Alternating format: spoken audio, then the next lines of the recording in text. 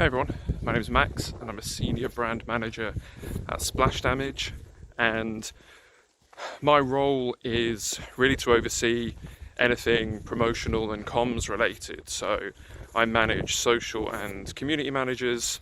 I'm involved in the planning of kind of marketing cycles for our products, and blog posts, newsletters and anything like that for our studio.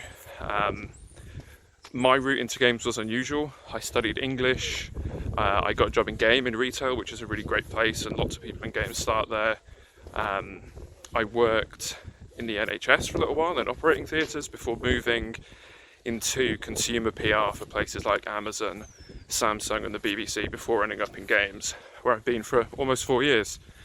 My advice to anyone looking to break in is, as long as you've got something to offer, you're engaged, you're interested, and you work well with people, you're really halfway there.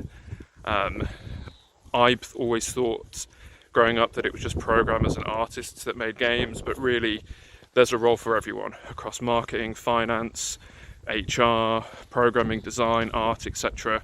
There's so many options out there for you, and I'm sure that if you knuckle down and commit to it, you will be able to do it. So good luck.